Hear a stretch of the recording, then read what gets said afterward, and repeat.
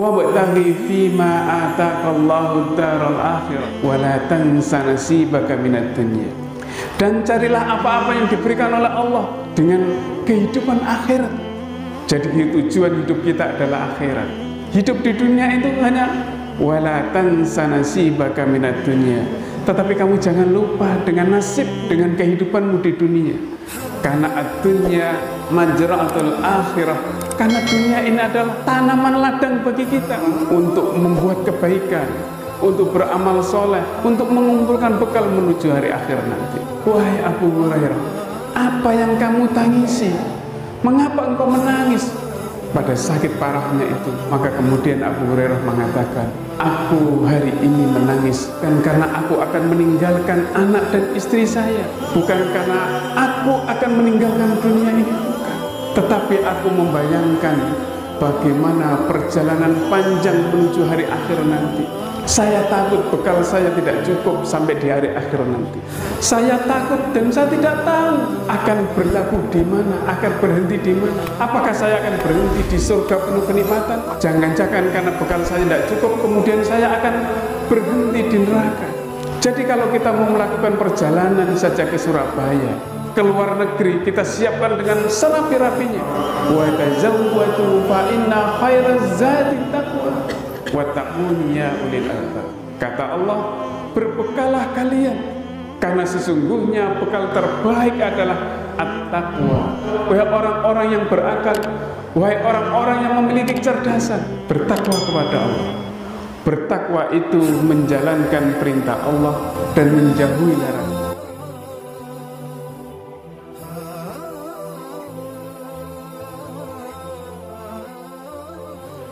Assalamualaikum warahmatullahi wabarakatuh. Waalaikumsalam warahmatullahi wabarakatuh.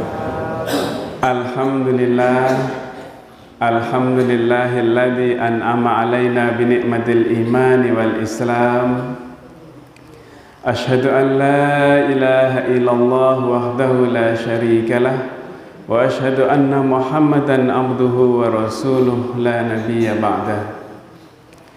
Allahumma salli wa sallim wa barik ala sayyidina wa habibina wa maulana Muhammadin wa ala alihi wa sahbihi wa mawala. Qala Allah ta'ala fi kitabihil karim, a'udzu billahi minasy syaithanir rajim. Bismillahirrahmanirrahim. Ya ayyuhalladzina amanu taqullaha haqqa tuqatih wa la tamutunna illa wa antum muslimun. Ya ayyuhalladzina amanu taqullaha wa qulu qawlan sadida yuslih lakum a'malakum wa yaghfir lakum dhunubakum. Wa may yuti'illaha wa rasulahu faqad faza fawzan 'azima.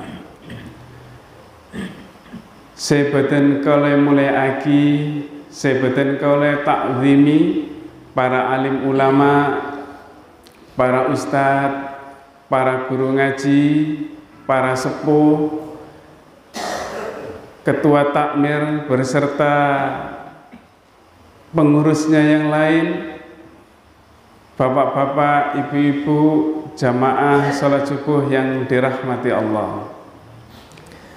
Beten kaula nika benek orang Madura, orang Lamongan, orang Jawa. Tak biasa aca-aca Madura. King mun perak ngekek bibirna orang se aca-aca Madura biasa. Polana keluarga neka orang Madura, orang Sumenep. Jadi mun samangkin mun bade cul ngucul na Maduraan neka saporana saus. Anggap ajar aca-aca Madura.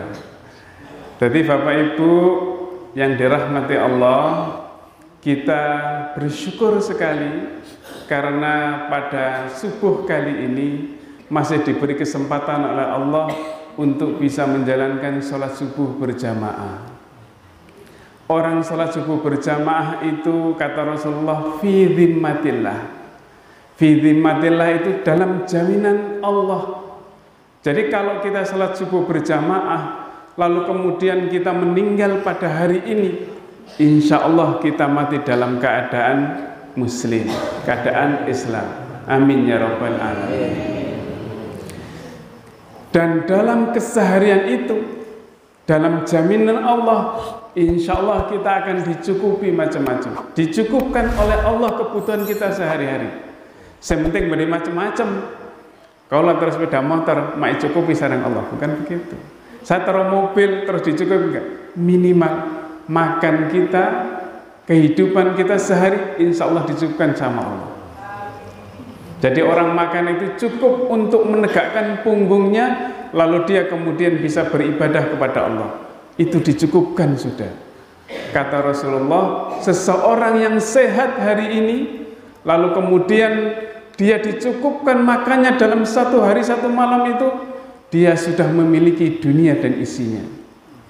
Apalagi orang menjalankan sholat subuh, menjalankan sholat fajar, sholat qobliyah sebelum subuh 2 rakaat, luar biasa, punya dunia dan seisinya. Inilah jaminan Allah kepada kita, dan insya Allah kita yakin dengan itu. Harus yakin, kalau tidak yakin Allah juga tidak akan memberikan kepada kita. Jadi sekali lagi ini yang luar biasa bagi kita, rezekinya orang sholat subuh berjamaah di masjid. Dan yang lebih penting lagi, saya yang bisa bersilaturahmi di sini bisa bertemu dengan orang-orang soleh. Kata Ibnul Qayyim Az-Zawjiyah itu mengatakan bahwa majalisus sholihin, majelisnya orang-orang soleh itu bisa merubah yang 6 perkara. Dari 6 perkara ke 6 perkara. Satu perkara salah satunya adalah minar raghbah fid dunya ila raghbah fil akhirah. Orang yang bertemu dengan orang-orang soleh itu luar biasa. Biasanya dia senangnya, cintanya ke dunia luar biasa, dia akan berubah cintanya kepada akhirat. Ini yang menjadi catatan, menjadi renungan bagi kita, menjadi pelajaran. Betapa kalau bertemu dengan orang-orang soleh itu beda. Coba kalau misalnya bertemu misalnya cangkruan, juk tojuk berung minum kopi, yang dibicarakan lain-lain.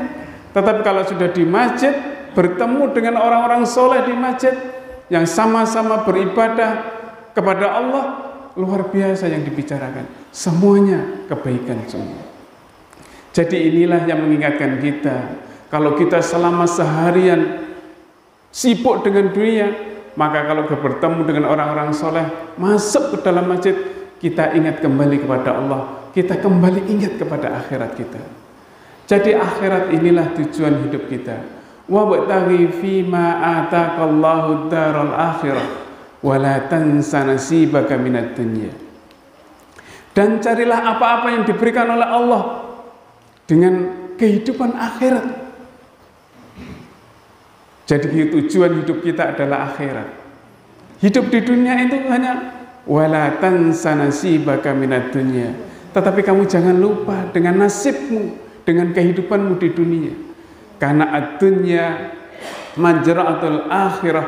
Karena dunia ini adalah tanaman ladang bagi kita untuk membuat kebaikan, untuk beramal soleh, untuk mengumpulkan bekal menuju hari akhir nanti. Kita ini makhluk akhirat, bukan makhluk dunia. Kita ini makhluk surga yang harus kembali lagi nanti ke surga, ke akhirat nanti. Amin ya rabbal alamin. Ibnu Rajab dalam kitabnya Jami'ul Ulum wal Hikam itu pernah menceritakan tentang seorang sahabat bernama Abu Hurairah. Abu Hurairah itu adalah periwayat hadis terbanyak. Kita mengerti bagaimana kehidupan Rasulullah, kita mengerti sabda Rasulullah, kita mengerti takrir Rasulullah. Salah satunya adalah dari Abu Hurairah radhiyallahu anhu. Dia meriwayatkan terbanyak hadis dari Rasulullah. Suatu saat dia sakit terbaring di atas dipannya, Dia menangis. Saat itu ditungguin oleh sahabat-sahabatnya yang lain. Dia menangis. Lalu kemudian para sahabat ini bertanya, "Wahai Abu Hurairah, apa yang kamu tangisi? Mengapa engkau menangis?" Pada sakit parahnya itu, maka kemudian Abu Hurairah mengatakan, "Aku hari ini menangis bukan karena aku akan meninggalkan anak dan istri saya. Aku menangis hari ini, saat ini, bukan karena aku akan meninggalkan dunia ini, bukan. Tetapi aku membayangkan bagaimana perjalanan panjang menuju hari akhir nanti," kata Abu Hurairah. "Perjalanan panjang. Saya takut bekal saya tidak cukup sampai di hari akhir nanti. Saya takut dan saya tidak tahu akan berlabuh di mana, akan berhenti di mana. Apakah saya akan berhenti di surga penuh kenikmatan? Jangan-jangan karena bekal saya tidak cukup, kemudian saya akan berhenti di neraka." Itu kata Abu Hurairah. Maka kemudian Abu Hurairah berdoa kepada Allah, "Ya Allah, aku merindukan pertemuan denganmu ya Allah. Jika engkau meridhoi ya Allah, segerakanlah aku bertemu denganmu." Sejenak kemudian Abu Hurairah mengembuskan nafasnya yang terakhir. Bekal perjalanan menuju hari akhir. Orang bekal perjalanan itu bisa kita bayangkan. Kita bisa gambarkan bagaimana saat kita mau pergi ke Surabaya. Antara ke Surabaya, pesena siap pagi, kakanana siap pagi, camilannya disiapkan, mobilnya disiapkan, transportnya disiapkan. Apalagi kalau mau ke Jakarta, entah mulai tiket kereta, mulai tiket pesawat, apalagi mau ke Malaysia, ke luar negeri, atau mau umroh, mau haji, kita siapkan semua. Entar ngisi tas seraja kasa, sahara, isi apa? Isi mie, isi beras, isi pakaian, isi semuanya kita siapkan. Jadi kalau kita mau melakukan perjalanan saja ke Surabaya, ke luar negeri, kita siapkan dengan serapi-rapinya. Maka mengapa kehidupan akhirat kita disiapkan mulai sekarang?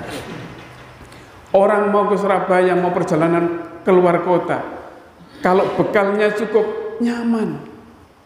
Ada elorong pakun ngakan-ngakan kayak beda. Ndik pesena cukup, bensinnya cukup. Tapi bayangkan kalau kita di tengah jalan kemudian tidak punya bekal-bekalnya, habis di jalan, apa yang akan kita buat untuk di jalan? Melarat, ntar ajual kalampi, ajual HP, ajual arloji, dan macam-macam. Jadi inilah bekal perjalanan panjang menuju akhir. Lalu apa bekalnya? Kata Allah dalam surat Al-Baqarah, "Wa tazawwadu fa inna khairaz zadi taqwa wattaquni ya ulil albab." Kata Allah, berbekalah kalian, karena sesungguhnya bekal terbaik adalah at-taqwa wattaquni ya ulil albab. Bertakwalah kalian semua, kata Allah, ya ulil albab, wahai orang-orang yang berakal, wahai orang-orang yang memiliki kecerdasan. Bertakwa kepada Allah. Bertakwa itu menjalankan perintah Allah dan menjauhi larangannya. Itu yang paling mudah, bertakwa. Tetapi bertakwa itu bukan hanya kemudian sholat, bukan hanya puasa, bukan hanya haji, bukan hanya umrah, bukan hanya membaca Al-Quran. Itu yang jelas harus kita lakukan dalam setiap hari. Tetapi bertakwa itu juga berbuat baik kepada sesamanya. Ndik pese sakoni antara ka masjid, sahibu pa masuk ka kotaknya masjid saben subuh. Itu menghindari musibah, menghindari bencana bagi kita. Ndik kakanan sakoni beda lebih nasakoni, bahkan kata tanggena. Ya iki ya. Majak perak melo bauna melo. Kasihkan ke tetangganya. Oh iya, nanti kalau ada orang di jalan, orang minta-minta, ndak usah cacahin. Kasih 500 punya, kasih 1000, kasih 2000, terserah, nggak usah ditolak, nggak usah diomongin. Selang udah minta-minta, nggak usah ngomong begitu. Kadang-kadang kita ini godaan yang luar biasa. Jadi orang bertakwa itu sekali lagi bukan hanya ibadah-ibadah mahdhah kata Imam Al-Ghazali, tetapi ibadah ghairu mahdhah, berbuat baik kepada tetangga, tidak menyakiti tetangganya, itu juga bertakwa. Orang berdagang dengan jujur, tidak membohongi saudaranya, itu juga bertakwa. Hatinya dijaga, tidak iri kepada saudaranya, itu juga bertakwa. Jadi sekali lagi bertakwa itu ada hablum minallah wa hablum minan nas. Kita dengan Allah bagus, tetapi juga dengan manusia juga bagus. Ini yang harus dijaga untuk hati-hati. Bapak Ibu jamaah salat subuh yang dirahmati Allah, Umar ibnul Khattab itu pernah bertanya kepada Ubay bin Ka'ab, wahai Ubay bin Ka'ab, coba jelaskan kepadaku apa sih takwa itu, katanya. Kata Ubay bin Ka'ab balik bertanya kepada Umar, wahai Umar, pernahkah engkau berjalan yang di jalan itu banyak durinya dan batu-batu tajamnya? Maka Umar mengatakan, iya, saya pernah mengalami itu. Lalu apa yang kau lakukan, wahai Umar? Maka aku berjalan di atas jalan itu dengan berhati-hati, dengan hati-hati agar aku tidak tertusuk duri dan tidak tertusuk batu yang tajam itu. Jadi orang bertakwa itu adalah orang yang berhati-hati. Orang berhati-hati dalam menjalankan hidupnya. Ada kejelekan kita hindari, ada dosa kita maksiat kita hindari, ada kebaikan sedikit kita jalankan. Dengan tetangganya, dengan saudaranya, teka isakee pakun senyum, ngenyem, tapi jak abit-abit. Dikira lain, mak ngenyem terus orang ria, gitu. Mesem terus. Jadi itu saja sudah beribadah, bertakwa kepada Allah. Hati-hati terus. Tapi manusia itu luar biasa.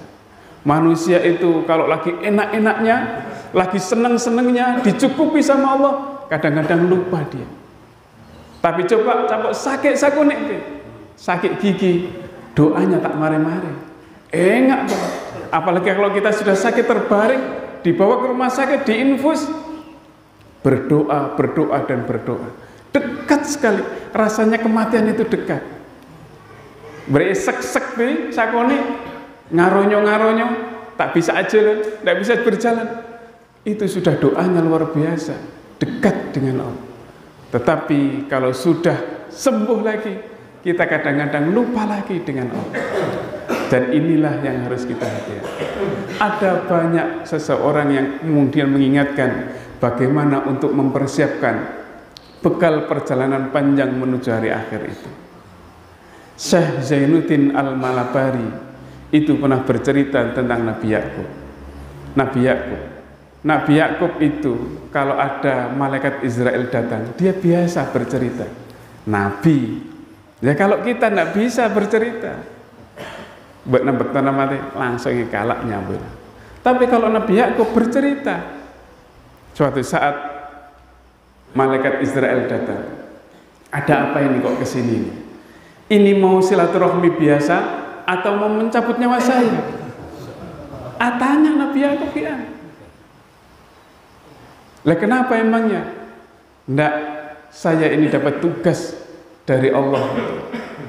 Menunjukkan tugas untuk saya. Iya.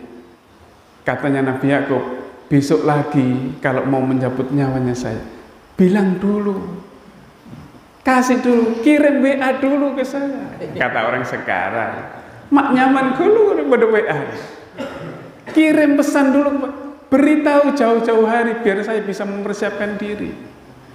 Maka kemudian katanya Nabi Yakub, jadi sampaikan kepada Allah biar ditunda dulu. Maka lama kemudian malaikat Israel nggak datang lagi kepada Nabi Yakub. Lalu apa kemudian? Setelah itu datanglah malaikat Israel lagi, pencabut nyawa kepada Nabi Yakub. Ini ada apa ini lagi ini? Sudah saatnya wahai Nabi Yakub, sekarang engkau harus menghadap kepada Allah. Maka kemudian bertanya, mengapa engkau nggak kirim pesan kepada saya? Mengapa engkau tidak bersilaturahmi dulu memberitahu kepada saya? Maka katanya malaikat Israil mengatakan, saya sudah mengirimkan 3 kali WA tapi nggak dibalas. 3 kali WA, 3 kali pesan yang saya sampaikan kepadamu wahai Nabi Yakub. Apa pesannya? Pertama, bahwa saya mengirim putihnya rambutmu sudah mulai beruban. Umur samangkin, umur 40, 45 pun beda uban apa. Itu sudah tandanya. Itu tanda pertama wahai Nabi Yakub yang saya kirimkan kepada kamu. Jadi kalau orang sudah tandanya sudah punya uban, harus sudah mulai siap-siap. Makanya di dalam surat Al-Ahqaf, kalau sudah umur 40 tahun, banyak-banyak membaca doa yang diajarkan oleh Allah. Rabbi auzi'ni an ashkura nikmataka allati an'amta alayya wa ala walidayya wa an a'mala sholihan tardahu wa adkhilni bi rahmatika fi ibadika sholihin. Ini saya gabung dengan doanya Nabi Sulaiman. Wa aslih li fi dzurriyyati inni tubtu ilaika wa inni minal muslimin. Nanti coba dilihat Bapak Ibu kalau nanti membuka Al-Qur'an surat Al-Ahqaf ayat 12. Coba dilihat nanti kalau nggak ayat 12 atau 15. Itu hafalkan kalau udah 40 tahun sampai ke atas. Abu Bakar As-Siddiq itu sejak umur 40 tahun menjalankan doa itu dan keluarganya semuanya masuk Islam. Katanya para sahabat yang lain, berkat karena Abu Bakar membaca doa itu lebih tenang nanti. Nah, itu tanda pertama kata malaikat Israel. Ubannya kita itu sudah putih. Itu pesan pertama. Bagaimana pesan kedua? Pesan kedua adalah badan kita sudah mulai melemah. Asam urat, kembeng, perutnya tak bisa jalan karena kebanyakan makan kacang-kacangan. Itu tanda kalau kita itu sudah tua. Makan minyak-minyak sakoni, tahu-tahu pusing, kolesterolnya tinggi. Makan gula-gula banyak, tahu-tahu nanti kencing manisnya tinggi. Dan banyak. Itu tanda bahwa tanda kita itu sudah melemah. Disuruh jalan jauh-jauh, tidak mampu sudah. Itu adalah tanda kedua bahwa manusia itu sudah mendekati kematian. Dan tanda yang ketiga adalah, wahai Yakub, kata Israel, punggungmu sudah mulai membungkuk. Itu sudah mulai melemah. Jadi kalau badannya sudah mulai melemah, jadi kalau biasanya dia bisa bekerja seharian, sudah tidak bisa. Kalau biasanya jalannya tegak, mun ngode, ajalan soge, parjuge. Tapi man masalah tua sakuni, lah. Montak nganggut tekan itu, tongkat, tidak bisa. Kadang-kadang. Itu adalah tanda bahwa kematian kita itu sudah dekat. Jadi inilah yang harus kita siapkan, mempersiapkan bekal perjalanan panjang menuju hari akhir. Tidak hanya muda dan tua. Kematian itu mendadak. Kullu nafsin dha'iqatul maut, tsumma ilaina turja'un. Semua manusia yang bernyawa itu pasti akan mati, akan diambil oleh Allah. Tsumma ilaina turja'un. Hanya kemudian kepadaku, kata Allah, meruksa kalian semua akan kembali. Jadi tidak ada yang tahu kapan kita akan mati, kita akan dipanggil oleh Allah. Wa ma tadri nafsum bi ayyi ardin tamut. Dan tidak tahu kapan di mana kita itu akan meninggal.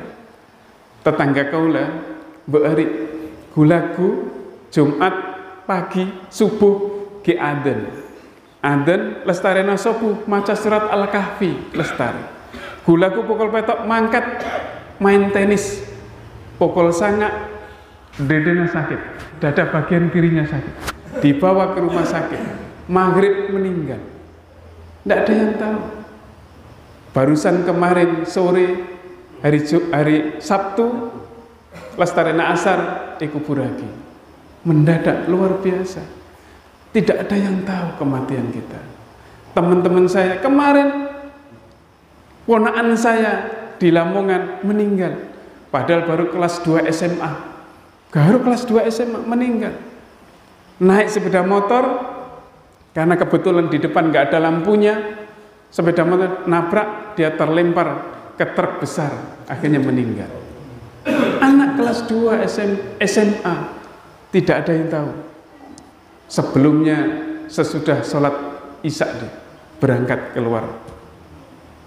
Inilah semuanya, tidak ada yang menduga, tidak ada yang tahu kapan dan di mana kita akan dipanggil Allah. Yang kita tahu adalah kita menyiapkan bekal perjalanan kita menuju hari akhir. Alladzi khalaqal mauta wal hayata liyabluwakum ayyukum ahsanu amala. Di dalam surat Al-Mulk yang Kristen, Allah menciptakan hidup dan mati itu adalah untuk cobaan bagi kita. Siapa di antara kita yang menjadi orang yang terbaik? Kata Rasulullah ketika ditanya, man khairun nas ya Rasulullah? Man tala umruhu wa hasuna amal.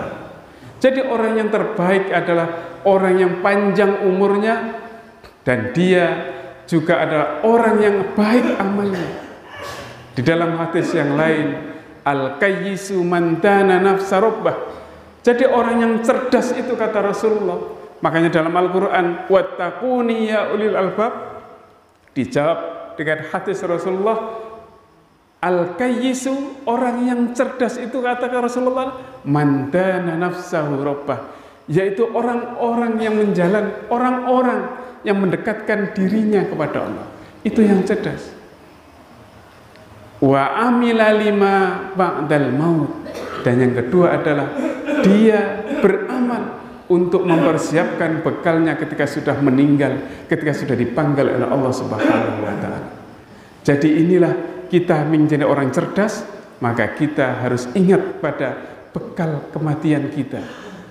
Orang yang cerdas, orang yang mendekatkan diri kepada Allah.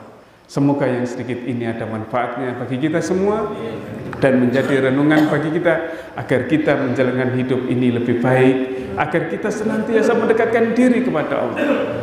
Jadi sekali lagi ingat akhirat kita, insya Allah seluruh kehidupan kita akan kita tujukan kepada akhirat.